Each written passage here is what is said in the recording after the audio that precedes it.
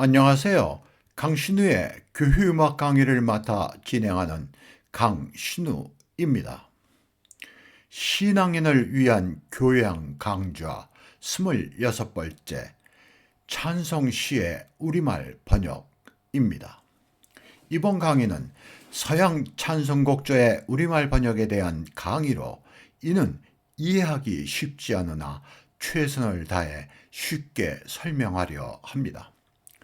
이 문제는 통일 찬송가와 현재 사용하는 찬송가에서 소홀하거나 무시된 부분입니다. 한국교회 찬송가 발전을 위해 꼭 짚고 넘어가야 할 쉽지 않은 부분입니다. 이를 위하여 우리의 선배 선교사들과 선배들의 노력이 있어 왔으나 지금에 이르러 무관심, 더 나아가 이해마저 부족한 모양새입니다. 교회 지도자는 물론 일반 신도들도 이에 대한 지식과 이해 없이는 찬송가의 발전이 어려워 이를 주제로 강의를 준비하였습니다. 한국교회 찬송가의 시작은 동학난과 청일전쟁으로 혼란을 겪던 시기인 1894년에 장로교 선교사 언더우드에 의해 미국 장로교 선교본부가 있었던 일본 요코하마에서 현대적인 규격을 갖춘 사성부 악보로 되어 있는 찬송가인 찬양가가 인쇄되어 출판되었습니다.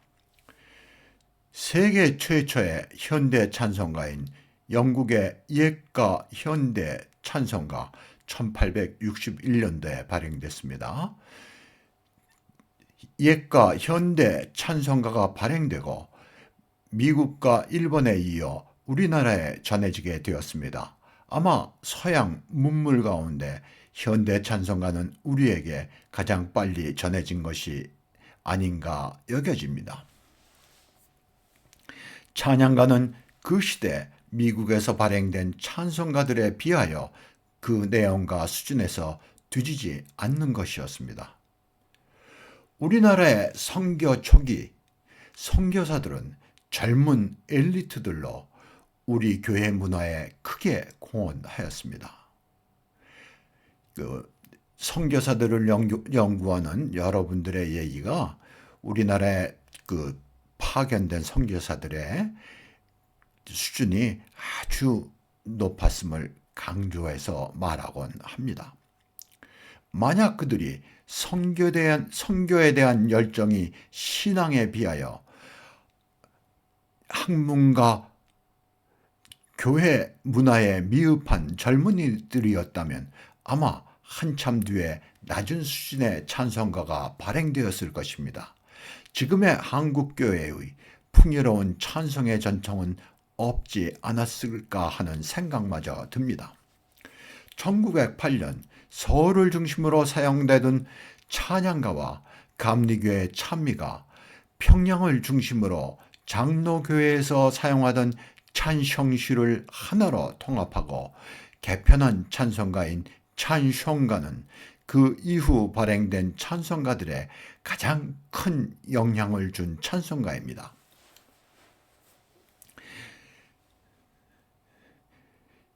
찬송가를 개정한 찬송가인 신정 찬송가 1931년을 끝으로 선교사들의 찬송가 편집과 발행에서 그들의 참여가 끝나게 됩니다. 신정 찬송가라는 것은 새롭게 개정한 찬송가라는 한자어겠죠. 신정 찬송가의 편집위원장이었던 아펜셀러 2세는 우리말 찬송 번역에서 어려움을 말하며 뒤에 한국인들에게 우리말 찬송 번역에서 발전과 당부하는 말을 남기었습니다. 선교 초기 선교사들의 성경 번역에서는 한국인들의 도움을 받을 수 있었으나 찬송 번역은 한국인의 도움을 받을 수 없어 더욱 어려웠습니다.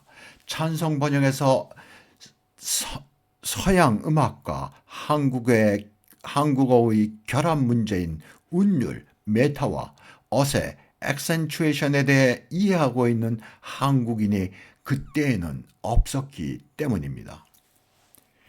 앤 베어드 선교사는 윌리엄 베어드 선교사의 부인으로 찬성 번역과 편찬에 크게 공헌하였습니다. 그녀는 평양의 어머니라 불릴 만큼 우리말 찬성 번역을 포함한 여러 면에서 헌신적인 기여가 있었습니다.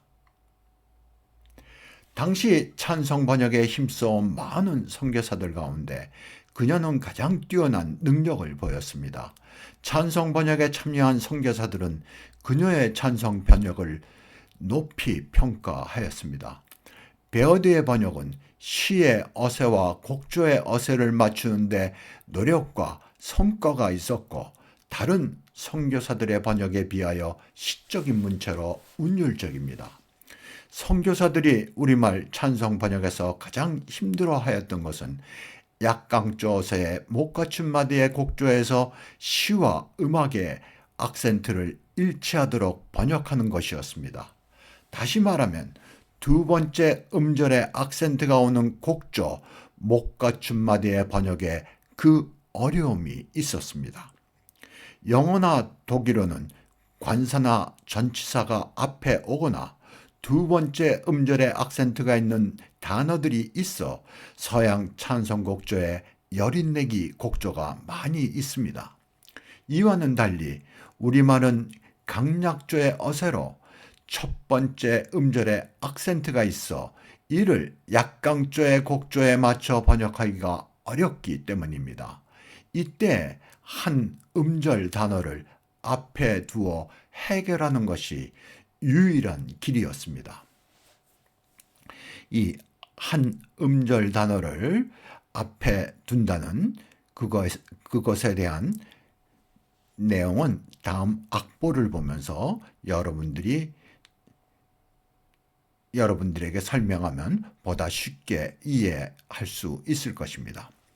영어에서 8888 긴 운율은 거의가 약강조의 운율이며 우리 시의 88주의 시는 모두가 강약조의 어세입니다.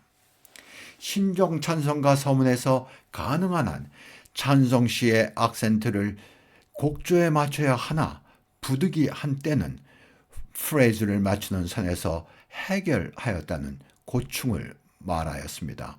여기서 프레이즈를 맞춘다는 이야기 역시 뒤에 악보를 보면서 설명할 때 여러분들이 쉽게 이해할 수 있을 것입니다.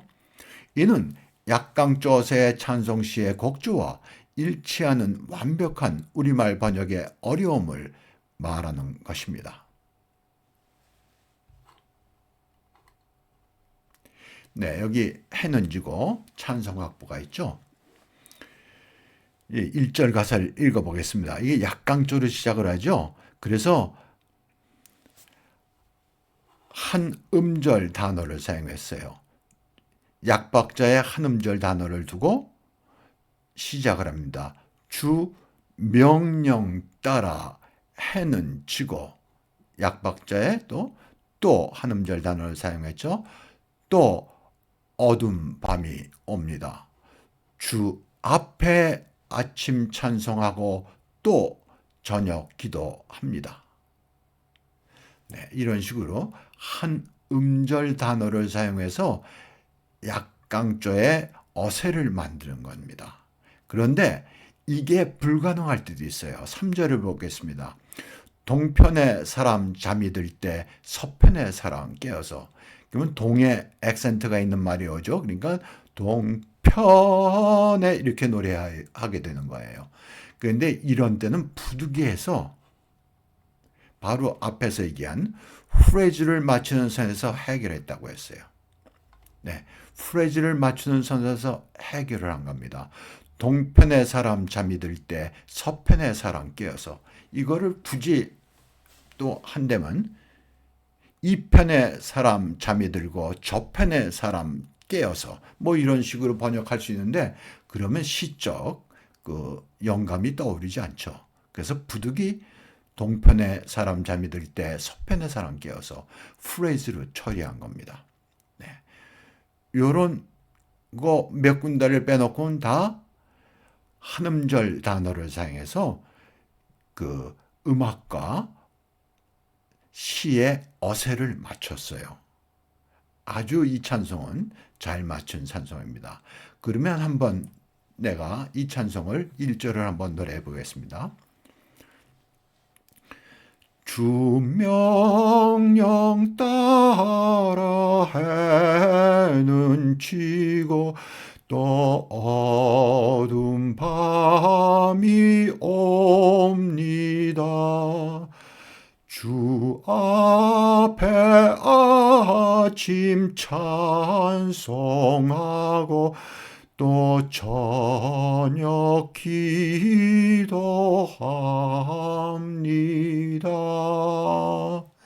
아주 아름다운 찬송입니다. 네. 그러면 3절을 한번 보겠어요. 이걸 악센트를 곡조에 맞추면 가사 전달이 안 됩니다. 동편의 사람 서편에 이렇게 하면 가사 전달이 안 돼요. 그리고 노래도 이상하죠? 네, 노래 부르는 것도 이상합니다. 그럴 때는 가사에 액센트 있는 가사를 강조해서 노래를 하면 가사의 전달이 용이해집니다.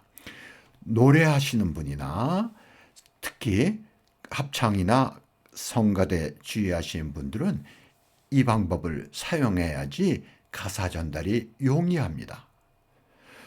동편의 사람 이런 식으로 동에 액센트를 주면서 편을 부드럽게 액센트 없이 노래해야지 가사 전달이 되게 돼요. 음악적으로는 맞지 않을 수도 있지만 가사를 위해서 그렇게 노래해야 됩니다. 서편의 사람 이런 식으로요. 네, 굉장히 중요한 아이디어입니다. 싱거나 그 성가대 지휘자들에게 네, 아주 아름다운 찬송입니다. 이 찬송 주 명령 따라 해는 지고 신정 찬송가와 합동 찬송가에 있었으나 개편 찬송가에서 제외되었습니다. 어떻게 이 개편 찬송가에서 이렇게 좋은 찬송을 제외시켰는지 이해가 안 됩니다. 나도 어렸을 때 예배 때 이 찬송을 부른 기억이 있어요. 이 찬송은 영어권에서 사랑받는 찬송으로 곡조 세인트 클레멘스와 함께 아름다운 찬송 곡조입니다. 이 찬송은 얼마나 유명하고 잘 알려진 찬송이냐면 미국이나 영국 같은 나라에선 해마다 그 여론조사를 해요. 찬송에 대한. 여러분이 가장 좋아하는 찬송이 어떤 찬송입니까? 이런 여론조사를 해요. 일종의 인기 투표일 수도 있겠죠. 네, 그러면 이 찬송은 항상 해마다 10위권 안에 드는 찬송입니다. 그 정도로 잘 알려지고 여러 사람들이 사랑하는 찬송입니다. 이 찬송은 약강조 어세의 찬송을 거의 완벽하게 곡조와 일치시킨 우리말 번역입니다. 물론 이 3절 같은 데서 프레이즈로 처리를 했지만 이 정도는 거의 완벽하게 번역했다는 이야기예요. 그만큼 이러한 못 갖춘 마디에 곡조의 찬송을 우리말로 번역하는 게 어렵다는 것입니다. 이 찬송을 저녁이나 아침 찬송으로 오해할 수 있으나 우리 삶 가운데 언제나 함께하는 찬송입니다.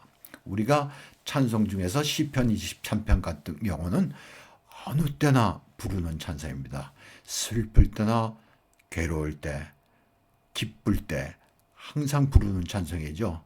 시편 23편은 결혼식에서도 부르고 장례식에서도 부르고 그러한 찬송이에요. 이 찬송도 그러한 성격의 찬송입니다. 이 찬송이 교회와 가정에서 불리기를 바라며 소개합니다. 여러분들이 이 찬송을 많이 부르시길 바랍니다. 그러면 이 찬송을 여러분들에게 들려드리겠습니다. 이 찬송 악보가 나와서 여러분들이 들으시면서 도움이 될 거예요.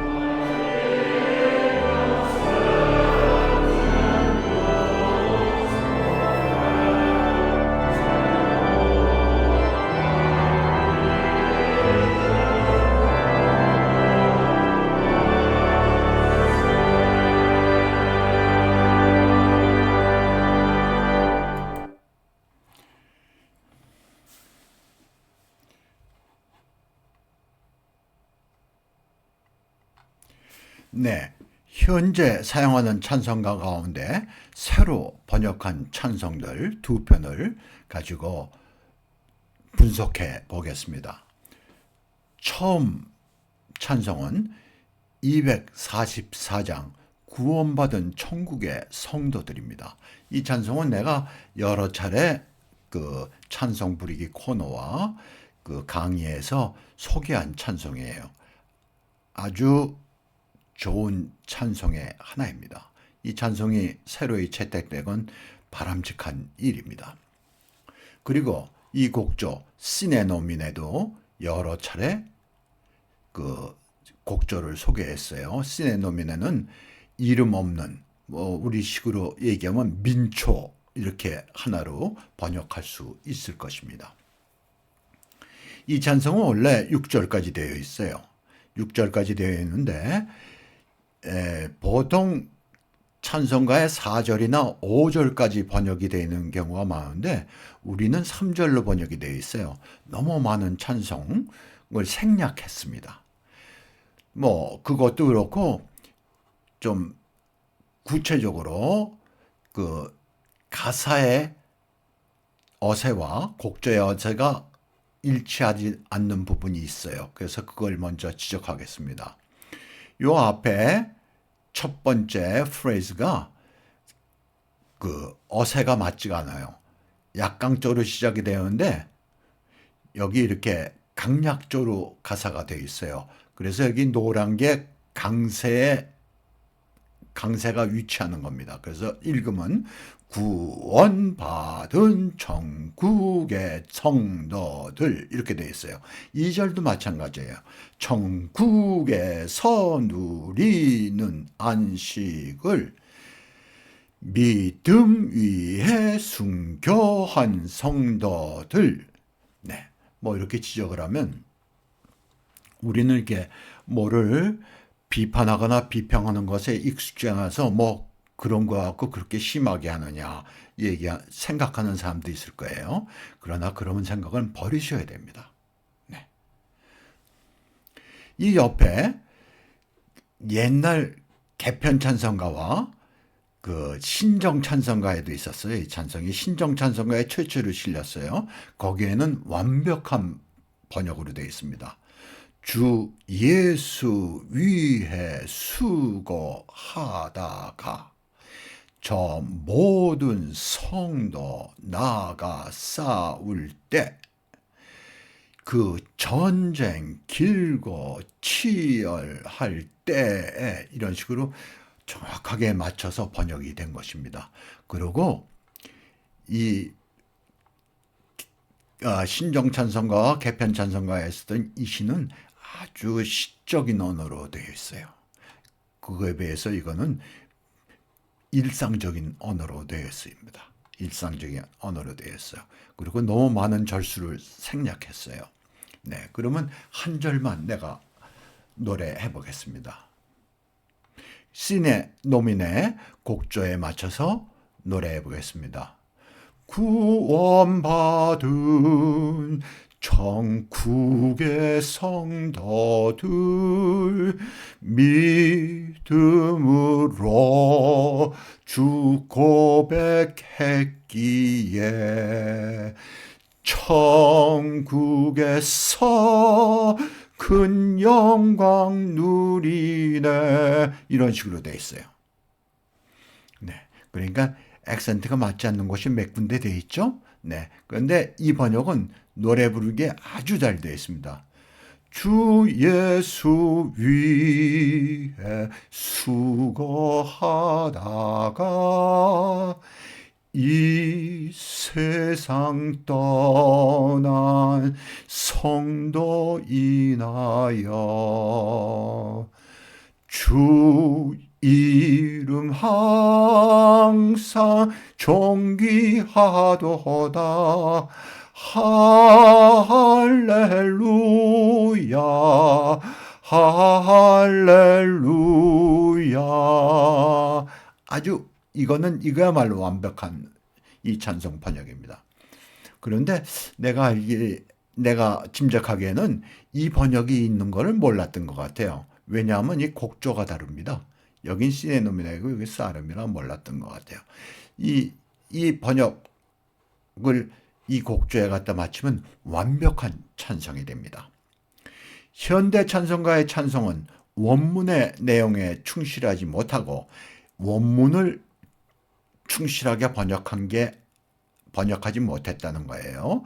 곡조와 어세가 맞지 않는 부분이 있고 시적인 문체가 아닙니다. 다음은 133장 하나님의 말씀으로입니다. 이 찬송은 아마 우리 찬송가의 최초로 찬트의 멜로디가 채택된 찬송일 거예요.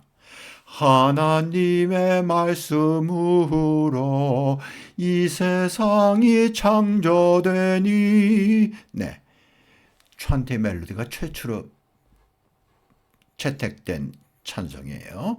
이 찬송은 성육신에 대한 찬송입니다. 성육신에 대한 찬송이 많지가 않아요. 아주 적은 수인데 이 찬송은 성육신의 찬송 가운데 신학적이고 성서적으로 가장 중요한 찬송입니다. 그러니까 우리 찬송가에 이 찬송이 소개됐다는 건 굉장히 반가운 일이죠. 그런데 또 비평을 해야 될 것 같습니다. 너무 많은 찬송의 절을 생략했어요. 이게 7절까지 있는데 마지막 절은 송영이에요. 여기도 마지막 절은 송영이죠. 그러니까 2절만 번역이 된 거예요. 두 절만 번역이 됐고 이게 성육신에 관한 찬송이라고 그랬죠. 그런데 여기 성육신에 관한 이야기가 전혀 없어요. 메인 아이디어가 빠진 찬송입니다. 여기 3절 보세요. 영화롭다 이 성탄은 동정녀 은총이고 성신의 능력으로서 아기를 잉태하사 구세주를 낳으시고 주를 안으셨도다. 영원 무궁하시다. 성육신에 대한 그 분명한 절이 있는데 여긴 없어요. 그리고 이 찬송의 절마다 삼위일체 교리에 의해서 성육신을 암시하는 부분도 있어요. 하나님의 사랑으로 창세전에 나신 주. 네, 이런 부분입니다. 네.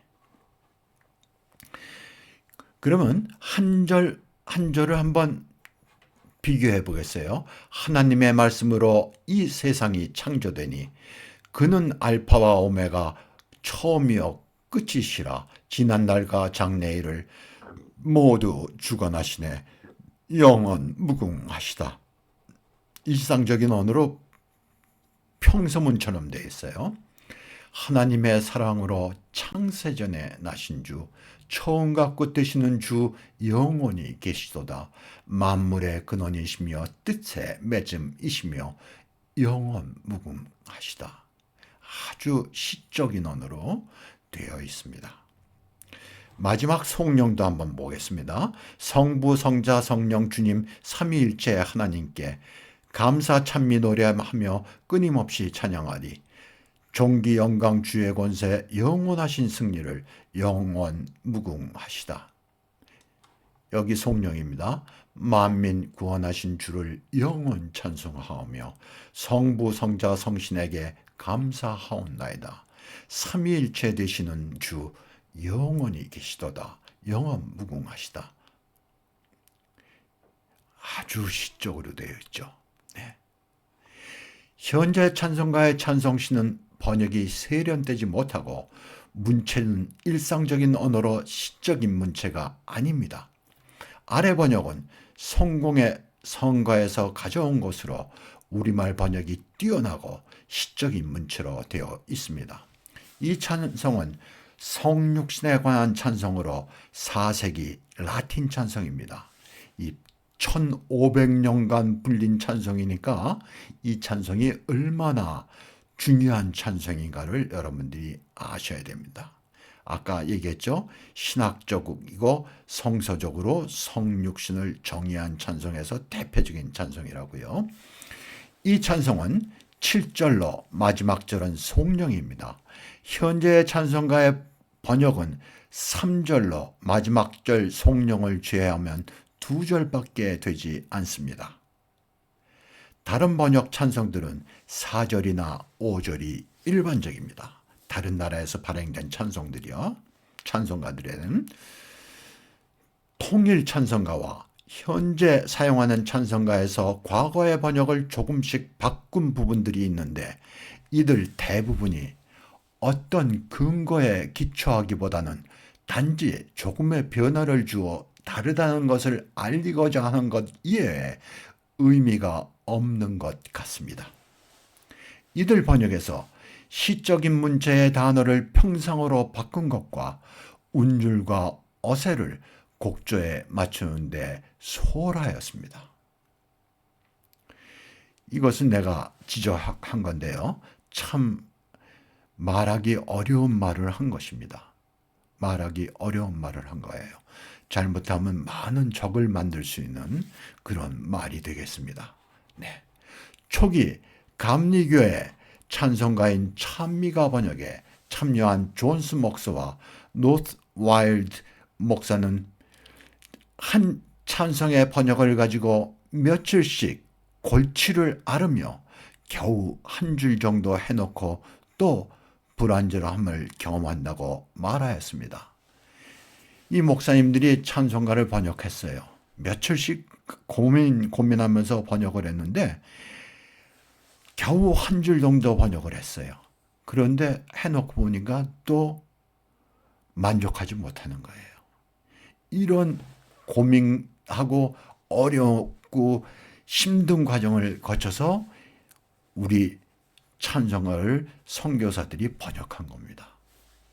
그들이 찬송 번역에서 얼마나 어려움과 노력 그리고 시간을 들였는가 알 수 있습니다. 이렇게 어려움과 노력 그리고 고뇌 가운데 이루어진 번역을 아무런 고민 없이 후세 사람들이 살짝 어휘나 문장을 바꾸어 놓는 것은 무엇라 말할 수 있겠습니까? 네, 앞에서 내가 아주 비판적인 말을 했는데 이 말을 들으면 나의 심정을 여러분들이 이해할 수 있을 것입니다. 나는 우리나라 여러 교파나 교단의 찬송가들을 보아왔습니다.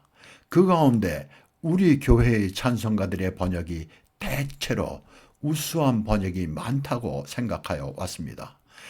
한편 다른 교파의 찬송 번역 가운데 우수한 찬송을 보곤 하였습니다. 네, 어떤 교단의 찬송가 번역을 이렇게 보면 과연 이 번역으로 노래를 할 수 있을까 할 정도의 번역들이 꽤 있었어요, 사실은. 근데 우리 찬송가의 번역들은 그거에 비하면 아주 우수한 것입니다. 이들 교단과 교파들이 우수한 찬송 번역으로 통일할 수 있다면 좋지 않을까 생각하곤 하였습니다. 나의 찬송 부르기 코너에서 우리 찬송가에 없거나 우수한 다른 교파의 찬송가 번역을 소개하곤 하였습니다. 찬송은 민족이나 나라, 교회의 정파를 넘어선 교회의 공동의 문화로 우리에게 열린 마음이 필요합니다. 찬송은 공동의 문화예요. 어떤 나라, 민족, 종파를 넘어선 거예요. 그래서 우리가 너무 찬송가를 가지고 찬송가의 토착화 이런 거를 너무 강조하는 것도 일종의 국수주의적인 마인드입니다. 그러니까 우리가 그걸 극복해야 돼요. 심지어 우리가 잘 아는 내 주는 강한 성이여 있죠. 마틴 루터의 찬송이에요. 거기에 저 원수 마귀는 그때의 힘을 써. 이 당시에는 그 당시에 교황을 지칭한 말이에요. 그 당시에 루터 교도들이 루터가 교황을 보고 적그리스도라고 했어요. 적그리스도라고 했어요. 저 원수 마귀가 그런 의미를 가진 건데 카톨릭 교회에서 전혀 저항 없이 부르고 있습니다. 왜? 찬송은 교회 공동의 문화이기 때문에 그런 거예요. 그럼 여기서 우수한 찬송시의 조건을 말하겠습니다. 교회의 일반적인 진리에 벗어난 특정 교파의 교리의 내용이 포함되는 것은 옳지 않습니다. 이를 더 구체적으로 말하면 교회의 보편적인 진리, 성서의 진리와 더불어 영속성을 지녀야 합니다. 찬송 안에는 시대성과 함께 영구성이 있어야 합니다. 어느 한 시대의 사상에만 맞는 게 아니라 세대와 세대를 거쳐서 영구성이 있어야 된다는 말이에요. 이러한 찬송이 우수한 찬송이고 좋은 찬송이라는 말입니다. 영국 찬송가의 아버지로 위대한 찬송 작가인 개혁교회 목사인 아이작 왓스의 찬송 가운데 예정론에 관한 찬송이 있는데 이 찬송은 거의 풀리지 않고 있습니다. 왜 그러겠습니까? 개혁교회 교리인 예정론을 가지고 만든 찬송이기 때문인 것이에요. 여기에 있죠. 특정 교파의 교리의 내용이 포함된 것은 옳지 않다고 했죠. 바로 그런 이유 때문에 아이작 왓스의 예정론에 관한 찬송이 불리지 않는다는 이야기입니다. 오늘 강의는 감사의 말씀과 함께 마치겠습니다. 이 강의에 문옥배 선생님의 근대 선교사의 찬송가 가사 번역에 관한 연구에서 인용한 부분이 있어 알립니다. 선생님의 유용한 논문에 감사합니다.